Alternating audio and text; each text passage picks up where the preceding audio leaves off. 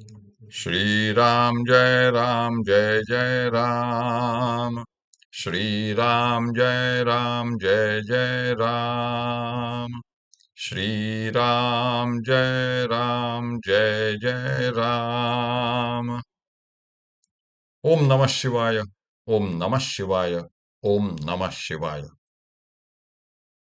योग वासिष्ठ दिवस क्रमांक 408।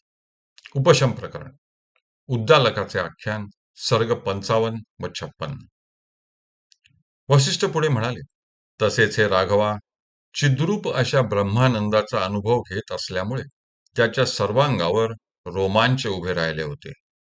त्याच्या अंतःकरणातील चित प्रतिबिंबाने चितबिंबामध्ये प्रवेश केला आणि चिन्मात्राच्या अनुसंधानामुळे त्याच्या अंतःकरणात सर्वोत्कृष्ट आनंद स्फुरण पाहू लागला.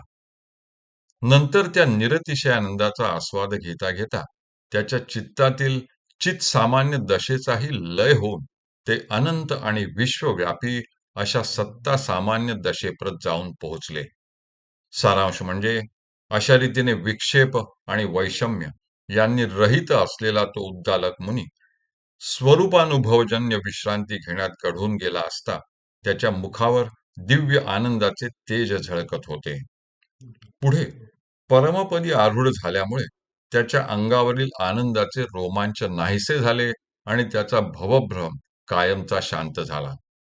त्या समयी तो महासत्व संपन्न मुनी एखाद्या चित्रातील मूर्तीप्रमाणे निश्चल आणि शरद ऋतूमधील निर्मल आकाशामध्ये शोभायमान होणाऱ्या पूर्ण चंद्राप्रमाणे तेजस्वी दिसू लागला.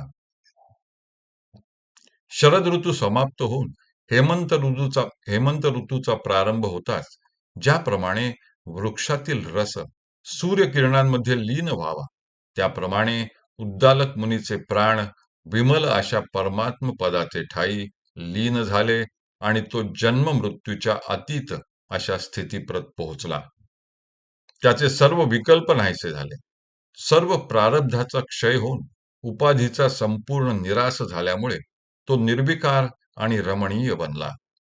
इतकेच नव्हे तर ज्या स्थितीमध्ये इंद्राची संपत्ती देखील समुद्राच्या पाण्यावर तरंगणाऱ्या गवताच्या काडी इतकी क्षुद्र लेखली जाते अशा निरतिशय आनंदाच्या स्थितीप्रत तो जाऊन पोहोचला.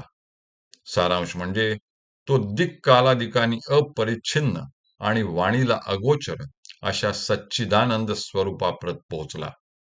अशा रीतीने त्याचे चित्त अत्यंत निर्मल आणि आद्य अशा स्वरूपापर्यंत जाऊन पोहोचल्यानंतर 6 महिन्यांनी त्याचे शरीर सूर्यकिरणांमुळे अगदी शुष्क होऊन गेले व वायूच्या प्रवाहामुळे त्याच्या शरीरातून होणारा सू आवाज म्हणजे वीणेचे स्वरच आहेत की काय असे वाटू लागले. पुढे बराच काळ लोटल्यानंतर पर्वतकन्यांनी युक्त असलेल्या ब्राह्मी आदी करून मातृदेवता त्याच्या इष्टफल सिद्धीसाठी त्या ठिकाणी आल्या.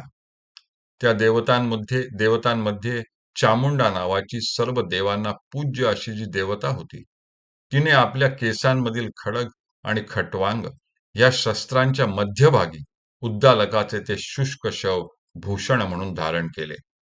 सारांश म्हणजे जिने आपल्या केशकलापामध्ये चंचल असे मेघखंड धारण केले होते अशा त्या खिंखिनी भगवती देवीच्या वेणीमध्ये त्याचे शव एखाद्या भ्रमराप्रमाणे सुखाने विश्रांती घेत राहिले होते.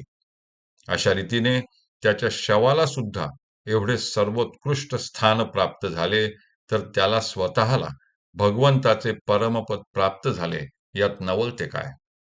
असो, सर्व दृश्याचा विवेक झाल्यामुळे स्फुरण पावणारा स्वानंद ज्याच्या हृदयात विस्तार पावला असेल असा पुरुष संसाररूपी अरण्यात संचार करीत असला तरी त्याचा सत्य, शांती वगैरे गुणांमुळे शीतल भासणाऱ्या सहज संतोषरूपी छायेपासून केव्हाही वियोग होत नाही.